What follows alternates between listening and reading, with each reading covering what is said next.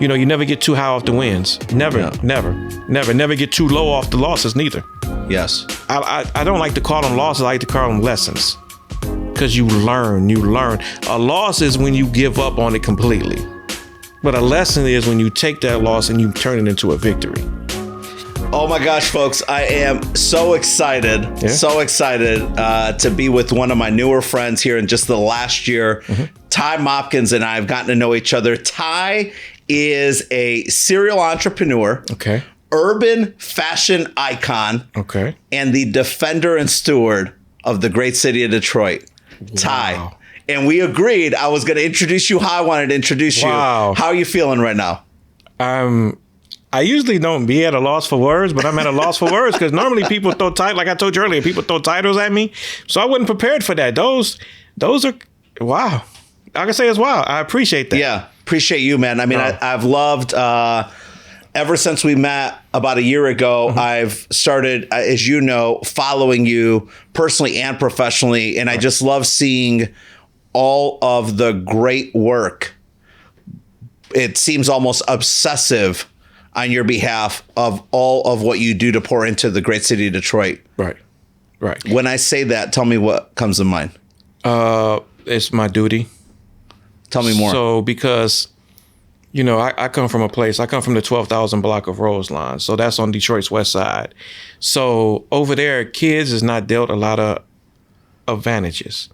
So I want them to be able to see that somebody can come from that block, somebody can come from that neighborhood, somebody can come from there and make a difference, but not only just in Detroit, but around the world as well, too. So I take it as a sense that I have to do it.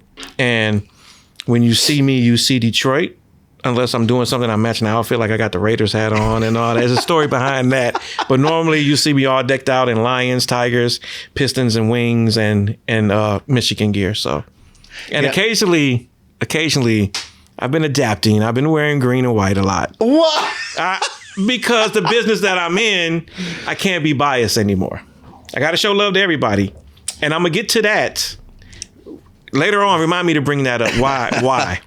I will. Okay. I will. And I love that. I'm glad that you shared that, right, about where you grew up. And I want to dig a little bit more into your childhood. But let's take you through the famous four that we start every show with. Okay. Favorite color? Maize and blue. It's two, sorry. No, I'm sorry. Piston, red, white, and blue. Let's do it like that. Red, white, and piston blue. I'm trying to market piston blue, so red, white, and piston blue. I love it. Good. And you know, blue's my favorite, so I'm down with that. Honolulu blue and gray. I'm sorry. Navy and orange. Red and white. I'm feeling it now. Red and white. Well, tiger navy and tiger orange. Sorry. A favorite childhood superhero? Spider-Man. Favorite afternoon snack? Would be, well, I came from the hood, so peanut butter and jelly. Oh, I love it. Two nights ago, man, I made myself the sickest PB&J. But was it a thick one? It was super thick. That's what I'm saying. It was super thick. You got to lay it on. Like 3 tablespoons of peanut butter. There you go. And the jelly got to be juicy. Wait, what brand? I don't even know. Well, no, we're not going to say because they're not cutting the check. That's Everything is marketing here, Manny. Everything is marketing. It's marketing. You see why I took that off? Everything is marketing. Can Aquafina send us a case of water? Right, and then I'll put the label back on. My fridge is completely stocked with Aquafina, and I think I'm supposed to get a case of water, right? Yeah, and then I'll put the label back on.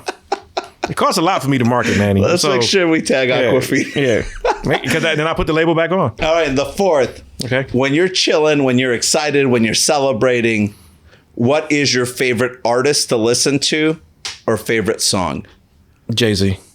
Just anything Jay-Z makes. Jay-Z and Young Jeezy. Favorite jam, Jay-Z's? What more can I say? Why?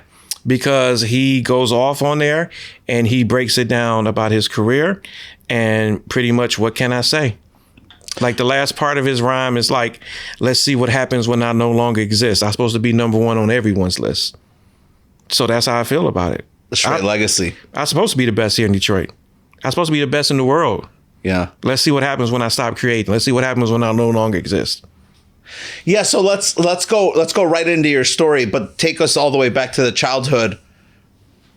You are so creative. Right. I mean, the stuff you come up with, the fact that you came in, like I didn't own that Ty Mopkins sign until right now. Right. Well, I've seen previous interviews, and I know this is green and white heavy over here. So I wanted to bring something over that kind of blocks the green and white a little bit. Plus, everything is marketing, man. Everything. Yeah. Everything. So whenever you see me, you're going to see the name. You're going to see something. Because I needed to stand out. Just like you can see the Shell logo or the Pepsi logo or the Coca-Cola logo or the Red Bull logo, and that's what you're buying. You know it by brand recognition, and it's embedded in your brain. Yes, it is. Yeah. How early did that start for you? Day one. The creative side, the awareness of people are influenced by what's in front of them. Well, day one, because I seen how people go crazy over where I came up at. It was like, let's say, late 70s, early 80s. So that's when really the drug era really came into urban neighborhoods, into my neighborhood. And you would see that when we dress or if we wear jewelry, that was a sign of success. Huh. So that was like, oh, wow, he's making it. He is successful because he's wearing the newest sneakers. He's wearing the newest outfits. He's wearing jewelry. He's wearing this and wearing that. So by us coming up, we didn't have a lot of advantages as what the suburban kids or what just everybody else around us had. So we thought that was the life. We thought that was the way out. And the one interesting fact is you can take a lot of us and put us and sit us down, and we never knew we was broke. Because everyone around us was the same way. 100%. So we just thought that was life. You know, it wasn't nothing to have your electricity cut off or the water cut off. Because if the water cut off, you just go to your neighbor's house, get a water hose and fill up some stuff and you use that for the next couple of days until you're able to pay the bill to get everything caught up. And there was no shaming and guilting at that time. There was no shame at all. Right? It was no shame at all. It was no shame at all because it could be you next week. It could be the neighbor down the street 2 weeks from now. So it's like, it was the way of life that we did. And I think that's why a lot of us are still tight-knit to this day, because we came, when you say you really came from the bottom, yes, you really came from the bottom. So, you know, that right there was the part of marketing for me as well, too. When I saw that, it made me think that this is the way. Huh. What was the first brand in your childhood that you fell in love with and became obsessed about? Adidas. Why? Because that was what the drug dealers was wearing. That was what the hustlers was wearing. Insane, and all that. Right? Yeah. So Adidas Top 10, Adidas jogging suits, then Run DMC made it popular. Oh man. And then after that, we fell in love with a brand called Fila. So Fila was a successful tennis brand. So we thought that was upper echelon. Now, that's it. And you know, the acronym for Fila for us was finally I'm leaving Adidas.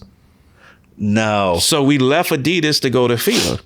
So that's when I really got creative and started drawing shoes, because that was the first model shoe I ever started drawing was the Fila tennis. But in our neighborhood, we call them the dope mans. Okay. Because that's what all the drug dealers was wearing. And we call them the 105s because they was $105. They was like, yo, I got to go up here to Sonny's to get a new pair of the 105s. Let's go back to Adidas. Okay. My favorite brand of all time. Okay. By far. Adidas need to cut a check for that. Yeah, we should. Everything is marketing, Manny. Adidas. Hey, I'll start wearing my Adidas rock stars or superstars more often. There you go. Who was the most famous person or celebrity like figure in your life at that time that was consistently rocking Adidas that you think really, really made it what it became at that time? Nationally, of course, it was Run DMC. Hands down. Locally in Detroit, It was this notorious group called YBI, Young Boys Incorporated. So they made Adidas popular in our neighborhood. They would wear the Adidas Top 10. You couldn't go inside a Foot Locker, or back in the day, we had sneaker stores called Sneakers and Cleats and Imperial Sports. You couldn't find a pair of Top 10 because this was a crew of hundreds. Mm-hmm. And they would go buy up all the Top 10s and all the Adidas suits. So I would say national, it was Run DMC. Locally, it was YBI, Young Boys Incorporated. As you got into the sneaker game officially and really started designing and creating your own way of seeing fashion, did the brand change for you in terms of who you thought was doing it well, who you thought was being innovative, was on the front edge of coming out with new ways to present a sneaker, sell a sneaker, market a sneaker? That is a great question. I see all the brands. I mean, I'm like, no, you got Adidas, Reebok, Fila, New Era, Nike. I mean, you've literally worked with all of the best. But was there somebody that you were gleaning from? Because I've always seen you kind of on the front end, right, wow, of a new trend. So 2 brands come to mind. Okay. Of course, Adidas, because we grew up loving that. Still, yep. Really 3 brands. So Adidas was the first, and when I was able to work with them and curate the release of the top 10 again, and it went national, and it was a Taste of Detroit because we did an event. This one I was started off, and I was at Puffer Reds in Ypsilanti. Shout out to the great Eric Williams, and we did an event, and we took over American Coney Island downtown. We closed it for a private event and we released it because I wanted everything to be Detroit based with it. Second was Fila. Yes. I got a chance to collab on 313 Day here a couple years ago. Yeah. And congratulations. I know that was a huge success. Thank you. So we did that, and I was able to curate and design and come up with a Fila tennis, which we called the Dope Mans back in the day. So I did my own colorway with that. I did it green and white that represents the Welcome to Detroit sign when you come into the city. Yep. And so we did a hint of Gator on there too, because back in the day, Detroit was known for wearing Gator shoes from Murray. Mm-hmm. So last but not least, even with that Fila stuff, we did something else again because I did a Grand Hill shoe. And I did something with Grand Hill. And that's a hell of a story right there that we're going to talk about one day. Yeah. I got to talk about that. And last but not least, the current relationship that I have is with Starter.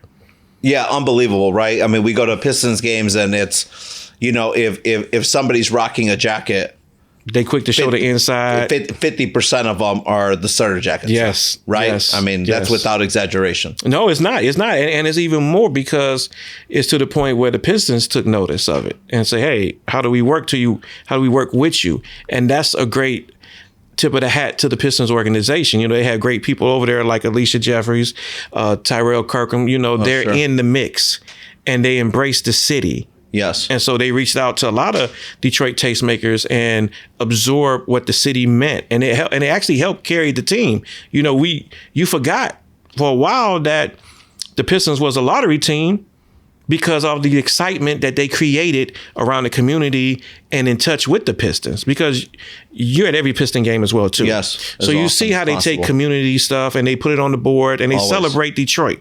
Not just the team, but they celebrate the community and its people. So a big tip of hat to Alicia and Terrell and everybody over there working hard at the Detroit Pistons. Yeah, 100%. I've been so impressed at my friend Mike Zottosky, who arrived from the Brooklyn Nets 2 years ago. I've just been so impressed as to his vision. Yes. And just straight hustle, man. I mean, you talk about a guy. Mike may have the cleanest sneaker game. He does have the cleanest sneaker game. Every time I see him, he's in brand new. It's a different pair, right? Jordan 1s. I teased him about that. I'm like, I don't think I've ever seen the same pair twice. No, and he's just so modest with it. I know.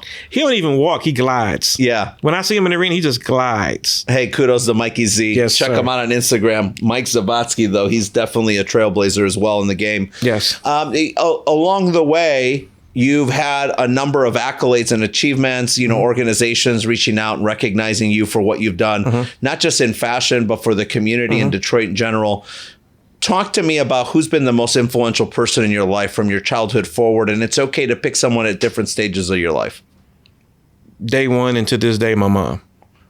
Tell me more. She raised, I come from a mixed marriage. Yep. My mom was white. My dad was black. My mom family disowned her for being with my dad. And, she raised me not to judge anyone, regardless of the circumstances. And where I grew, and where I was first born, I was born downtown Detroit, like Cass Corridor way. Oh, yeah. So if you know anything about that in the late 70s, mid to late 70s, that wasn't the best place to be. Yeah. So it was nothing for us to see drug dealers, pimps, prostitutes, drug addicts, just everything right in there. But my mom treated everybody as they were the same. And so she was the first to instill in me, never judge anybody by the way they look or their background, because that could be you tomorrow. Yeah. And that's something that just stuck with me till forever. And now it hurts a little bit because some of the major announcements that I've been making and all of the stuff that's been happening, I can't share it with my mom now because she's no longer with us. I lost her in February of 2021. Yeah. And this sharing stuff, that. Yeah, and this is stuff that me and you talked about too. Yeah. You know, my condolences with your father as well too. Thank you for saying that. Because we know how much family means to us.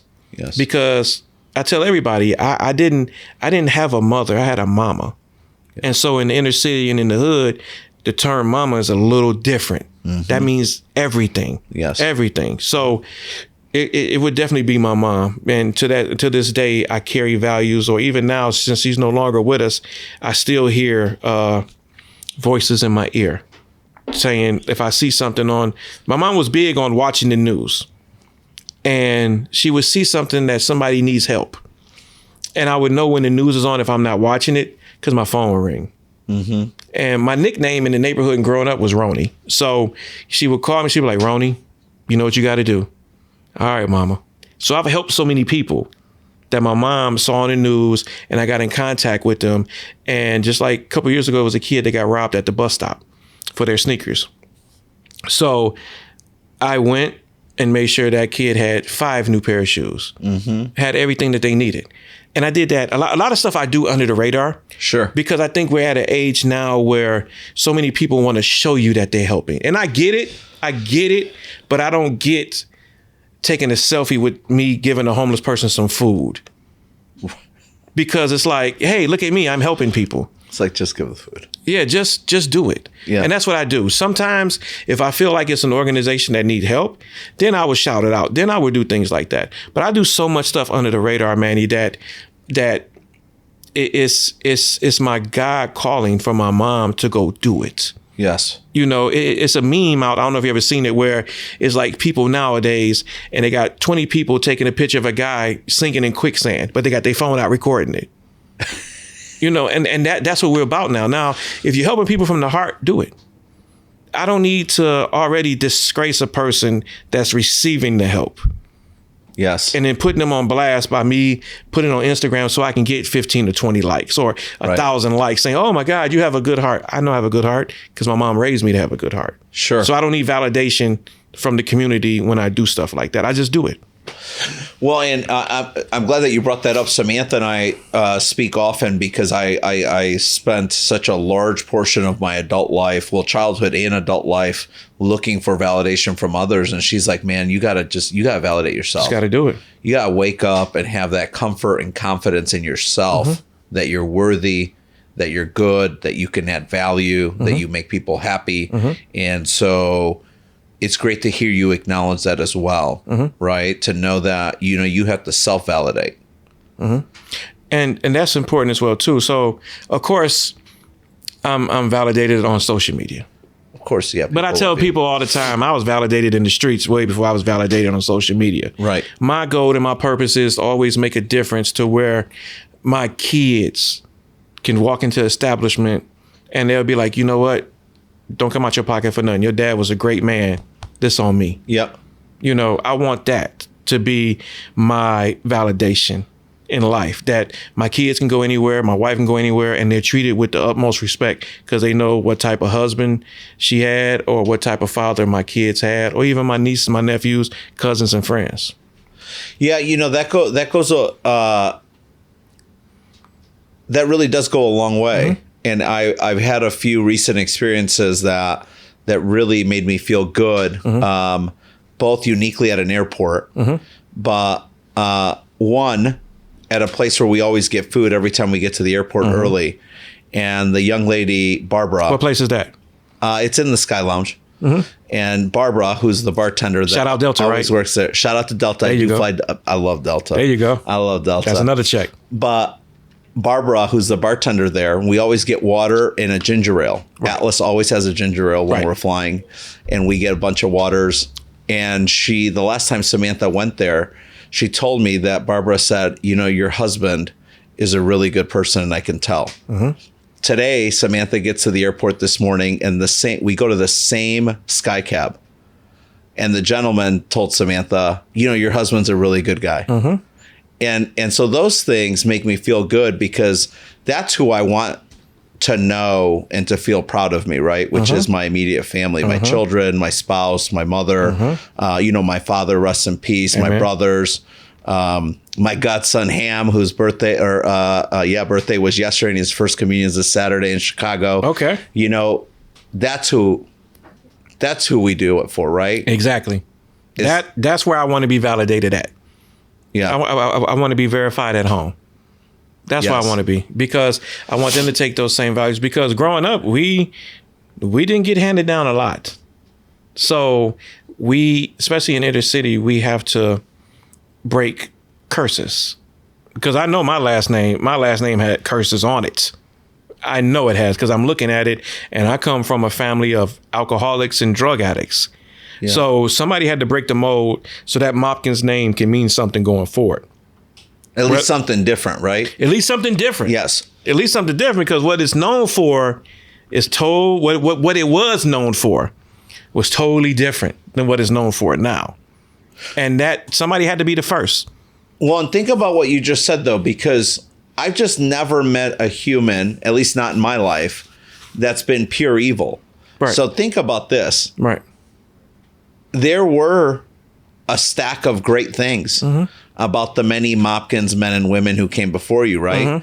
But that's what my issue is with the media, is they sensationalize only the negative things, or not always, but they play news that seems sensationalized and that people want to cling to. And so many times it's negative. Well, negativity sells. Yeah. People tune in. How tragic. People tune in to see people's downfalls. Yes. Instead of us celebrating. And it's just like that in life, you know, and I won't go in depth with it. A person that I'm good friends with was once the mayor of the city of Detroit, and all they focused on was the downfalls.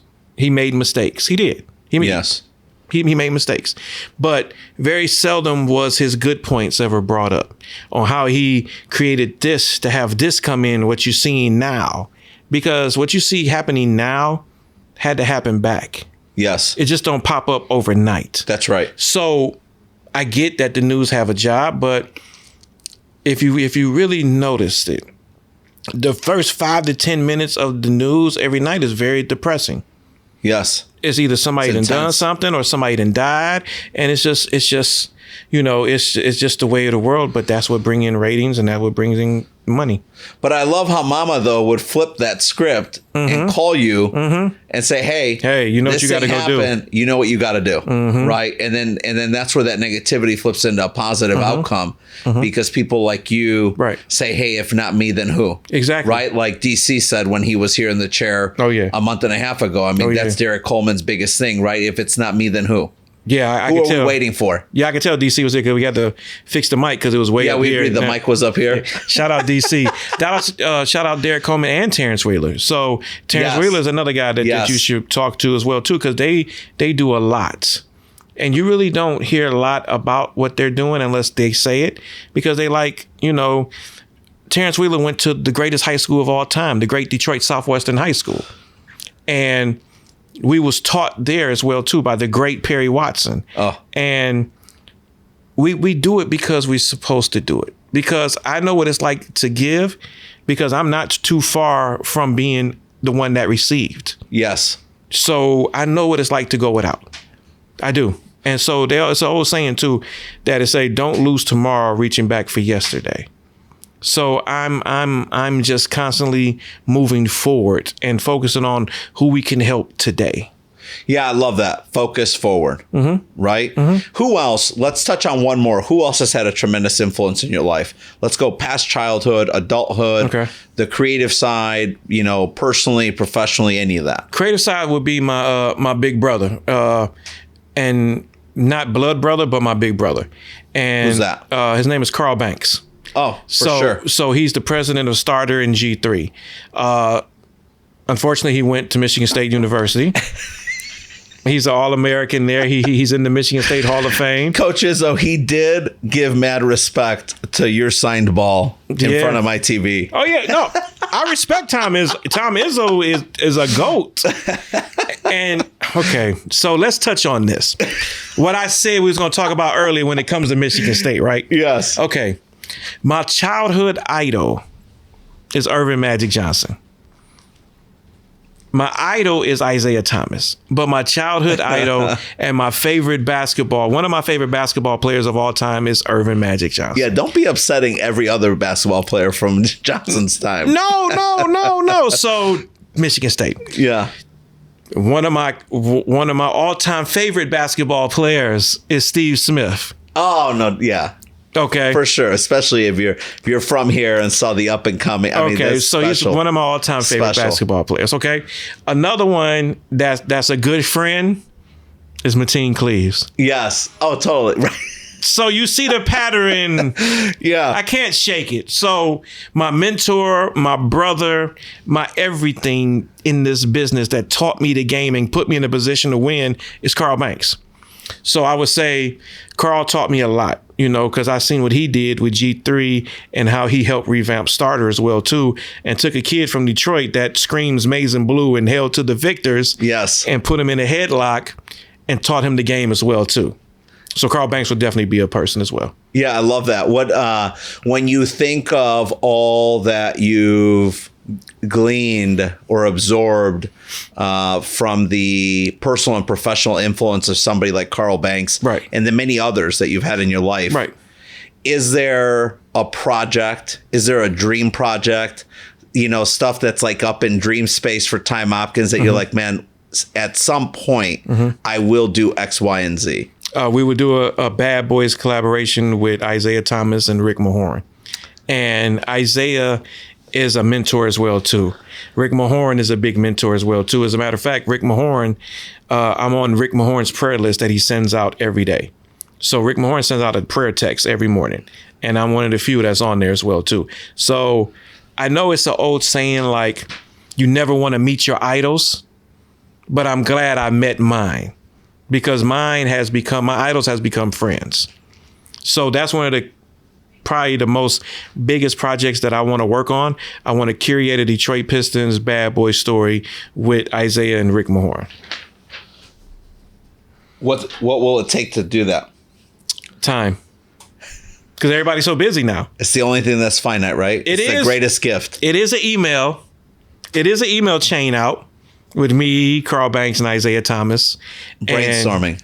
And yeah. So it's there. We just got to find the time because Isaiah is busy. Yes. Karl's busy. Now I've become even busier. Yes. So now it's to the point we just got to be like, okay, let's sit down and get it done where we can just have a breath of fresh air and get it done. And it has to make sense, too. It has to make sense. Of course. It has to make sense. Talk to me about Mr. Allen's Sneaker Shop. They were a great landing stop for me. Yeah, tell me about that. When I was at Puffer Reds in Ypsilanti, we're talking a 2-door operation there. So that's where I really learned the sneaker game at. And I really learned the sneaker industry because that was my first time ever going to Nike's headquarters in Portland and sitting in meetings. One thing about me with meetings, I'm very outspoken and I'm very opinionated. So if it doesn't look right, I'm going to tell you it doesn't look right. I'm not the typical fan guy that's going to clap my hands and say, oh my God, this is the greatest shoe ever. No, if it's whack, I'm going to let you know it's whack. Yeah. So I'm pretty much, when I walk into meetings and boardrooms and things like that, people cringe for some reason because I just tell the truth. So by me making noise at Puffer Reds, like I said again, shout out to the great Eric Williams who gave me the opportunity and the chance to learn this business as well.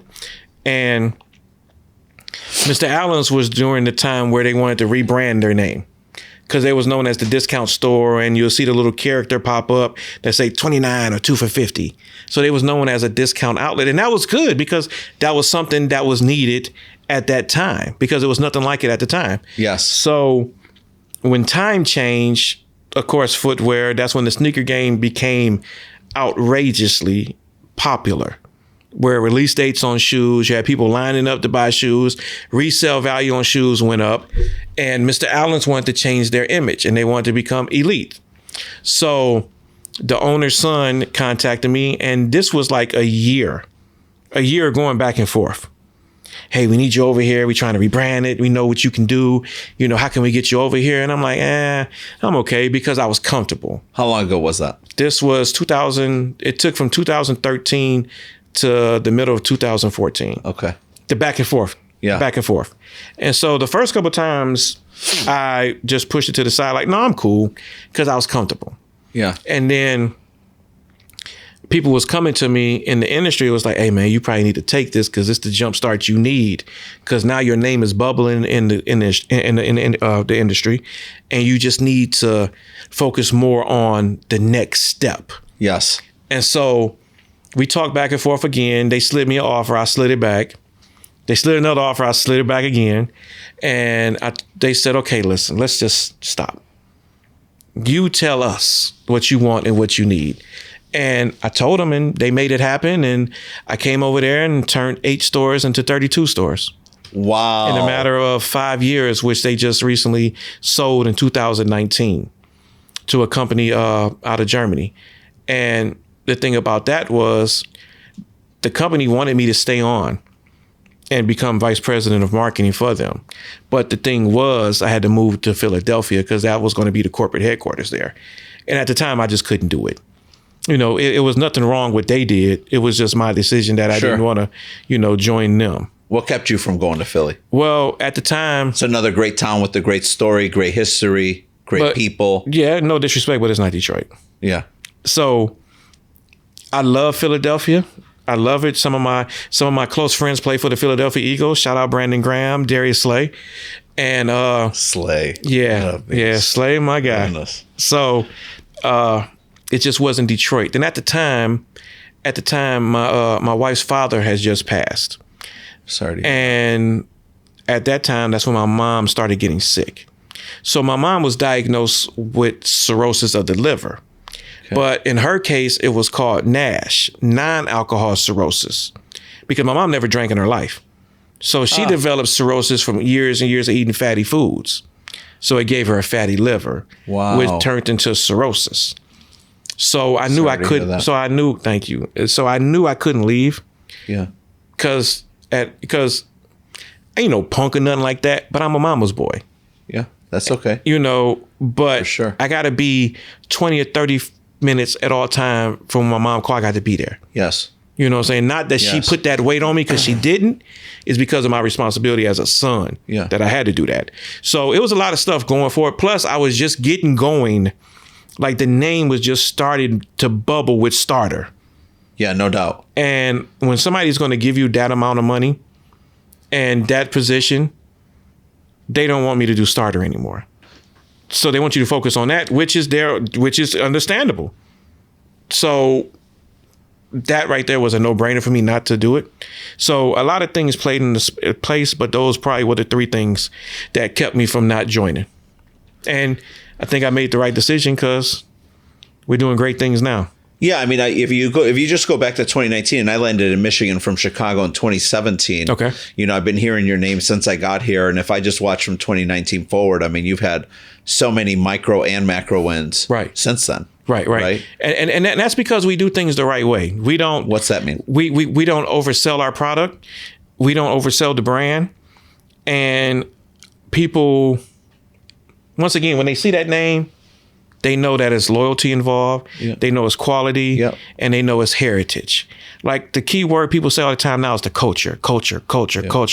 Well, culture is temporary because culture always changes, but heritage is forever. Yeah. So I come from heritage. So what you see from me now is stuff that's all from my past, all the stuff that I love growing up. And culture tried to repeat heritage a lot, but it comes off corny sometimes. So when people say, oh man, do it for the culture, no, do it for the heritage. Because the heritage is stronger than the culture. Yeah, and culture seems to be a top-down type reality in most like corporate cultures, right? Culture is sold to the highest bidder. Yeah, as the leader goes, so do, you know, the stewards and managers, and then so do the people, right? But heritage and history and legacy is what it is. It's there. It's cemented in time. It's there. Yeah. And so that's why it was the perfect opportunity for me to team up with an iconic brand like Starter. Yeah, killer. Because Starter draws emotions out of you. I mean, that's all I rocked as a kid. See what I'm saying? I remember my Chicago Bulls. That's okay. Chicago Bulls. It was sick, man. It was so sick. Which one? The black one or the red one? The black one. Oh, the black one. Did you have the button up or the pullover? No, the pullover. polo. Come on. Those are coming back. It was sweet. Those are coming back. And see how excited you got? Totally. That's the emotion that starter can give you, because every starter has a story, meaning that, let me tell you this story. Speaking of Philadelphia, I'll tell you how things come around a lot. So growing up as a kid, my first starter jacket was the Dr. J Philadelphia 76er starter jacket. Because that was one of the most growing up, the most popular ones were the Philadelphia 76ers, Georgetown, and Boston Celtics. Oh, no doubt, Georgetown. Boston Celtics and New York Yankees. So those are the top ones. So I finally got a Philadelphia 76er jacket. And I just went up the block to this store and I got robbed for it. In Detroit coming up, 3 words you don't want to hear: check it in. And that's what I heard. I heard check it in. And I got robbed for my Philadelphia 76er starter jacket. Ironically, 20 plus years later, I created that jacket again with starter and we sold it out. Yeah, I love that. And so that was a great story. Yes. So that was an aha moment. Yes. Like, you know what? I'm going to do the Philadelphia 76er jacket again, and I'm going to get that jacket back in my collection because I got robbed for it. But not only am I going to create it again, we're going to sell it. And we're going to tell the story about how I got checked in for the jacket. Yeah, I love that. You got to love it. And you created... And I think that's there's I think just a bigger, even more powerful story than just your love and affinity for that jacket and that experience you had. But it was like, who in life says, man, I got robbed of this thing 20, 30 years ago. I'm just going to go out and make it now. Created it with the same company. My loss. And get paid for it. That's insane. Yes, it's a blessing. So it's like, to do that was one of my defining aha moments. So that makes me think about so many opinions and impressions that I have on today's youth. Okay. And I'm not going to get into them. Okay. But I'm curious, we're all born into life as a winner. Yes. That's a genuine belief I have. Everyone is born into a winning environment and winning mindset. Okay. We're born winners. Okay. Humans have capacity for anything. You think of like the worst moments in time, and it took a human to overcome that adversity. So we're born to win. We're born with a winning mindset. You think about how many times we get up, after falling down to learn how to walk. And then adults limitations and adults' experiences and the rejection they've had in their life begins to squash our dreams. So they're like, dream until you're getting ready to start earning a wage. And then it's like, oh, you can't do that. Oh, that's dumb. Oh, you could never make it in that. Oh, I heard that industry sucks. I see your life as a journey of shutting out the white noise. I see your life as a journey of shutting out the white noise. What advice do you give young men and women today who've got incredible dreams, but they're overwhelmed by the white noise of their environment, the naysayers, if you will? It's going to sound corny because it's a cliche, but you got to keep going. And say more about that. And it's not, when I mean you got to keep going, it's like people just now looking at me and thinking that I was an overnight sensation. Yeah, they think you've been here. Yeah. They think it's an overnight sensation, but they don't understand this has been over several 100,000 nights that I had to go through this. And I tell this to people all the time. I have more losses than I have wins. It's just that people concentrate on the wins, and the wins are so big that they forget about the losses. It's just like playing basketball. You're going to miss more shots than you make. Yes. And people love the shot that you make. You got to learn to forget. Like Karl Banks tell me all the time, hey, man, it didn't work out. Forget about it. Let it go. On to the next play. On to the next play. And he gets that mentality from football. This guy won 2 Super Bowls in the 80s and 90s with the Giants. He does. Yeah. So he had, and his defensive coach was Bill Belichick. And then his head coach was Bill Parcells. So he has this teaching. So he teaches me, and he's like, hey, man, let it go. Shake it off. Or if somebody doubts us, shake it off. Go do it. Go execute the plan. So I would tell him, execute the plan, whatever the plan is. But start off as small plans. So therefore, you can build your self-confidence up. So when I tell people all the time, they're like, oh, my God, you killing it. You doing this. You doing that. Man, you you are doing it. And I'm like, well, listen, it was a time when I wasn't doing it. So people was like, man, you just stay busy. Yes, because I know it was a time when I wasn't busy. Yes. It was a time when nobody was calling me. Yes. So I embrace all this and I take it in stride. And I just tell them, listen, keep going. It's going to be rough. It's going to be some stuff that's going to make you want to give up. That's the stuff you take and embrace to make you not want to give up. So I love when people doubt me. I love it. Because when I first started Starter, people was laughing at me.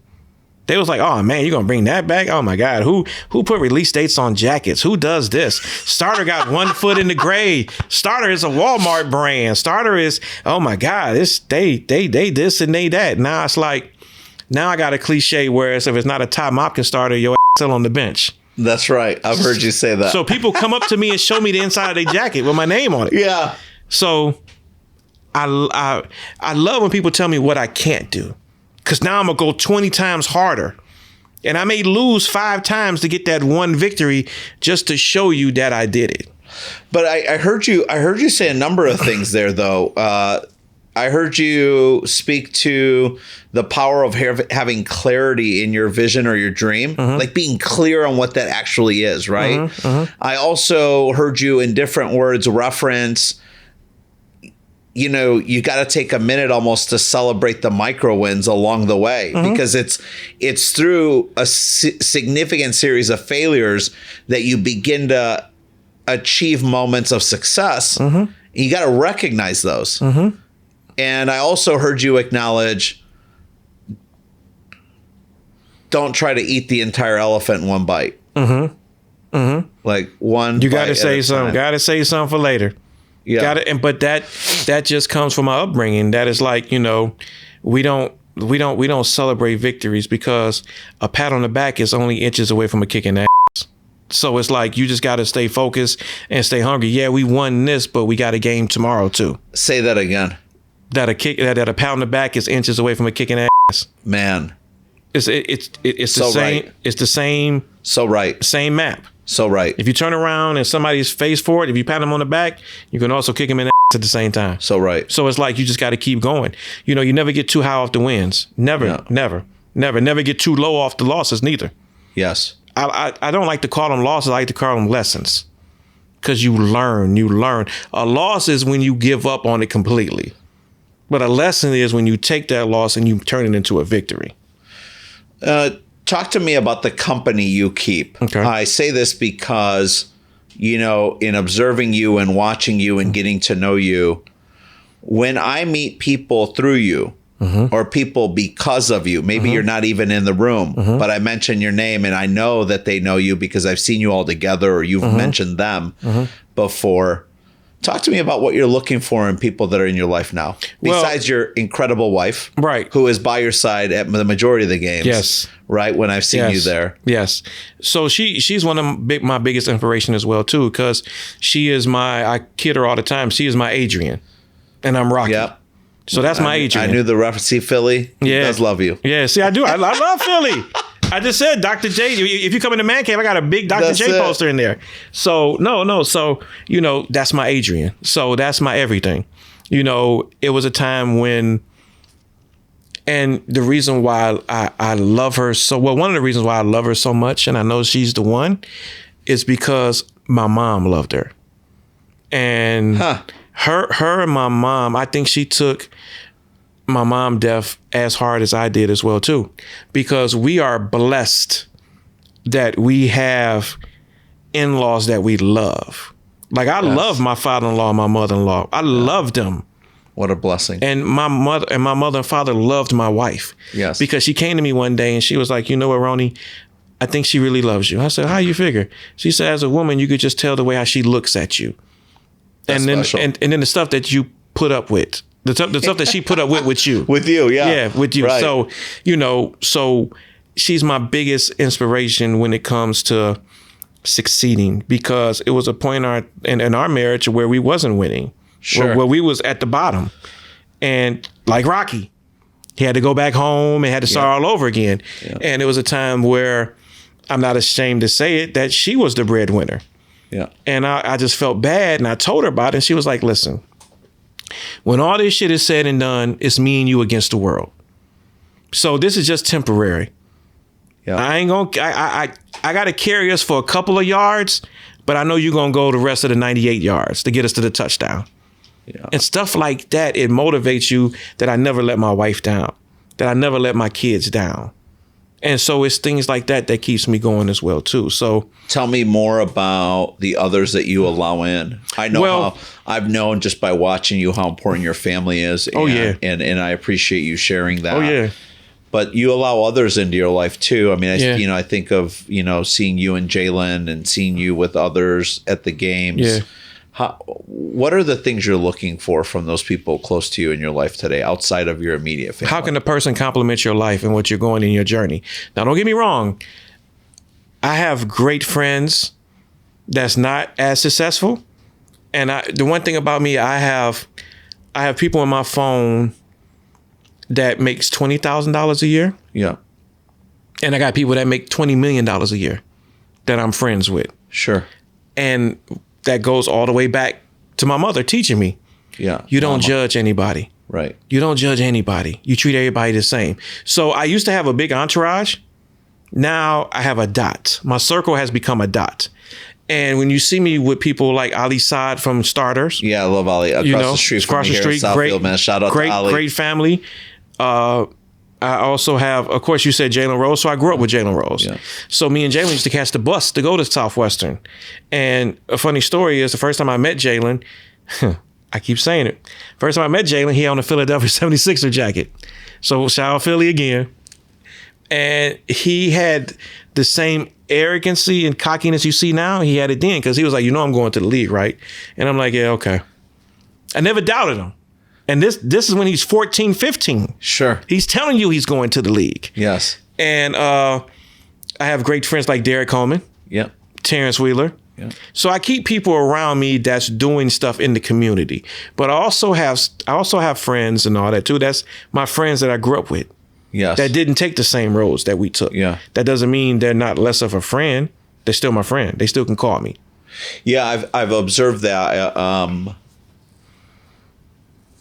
I've observed that relationships are really one of the biggest inspirers and priorities in your life. It is. It's great to see that because I think sometimes we can get disconnected, and I've been a villain in that movie many times where you get disconnected by the trajectory of your career from the people who really matter the most in your life. Exactly. Yeah. Exactly. And the one finite thing that exists is time, right? And it's the greatest gift we give each other. Exactly. But that's the gift and the curse of us taking this journey.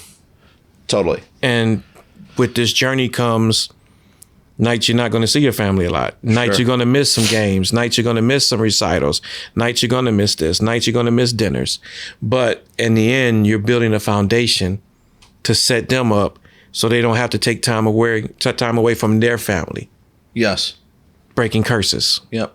And that comes with the territory. You mentioned, I want to make sure we touch on this before we go because it really stood out to me in previous talks or times I've listened to you speak, and you reference your father a few minutes back. Right. I heard you one time speak about presence and looking your best or dressing your best or putting your best on and how that was something that your father really believed in when you leave the home. Right. Be ready, put your game face on, if you will. Yeah. Look like $1 million. Look like $1 million if you only got a penny. You may fool somebody. Yeah. So my dad got arrested. So I lost him last year as well too.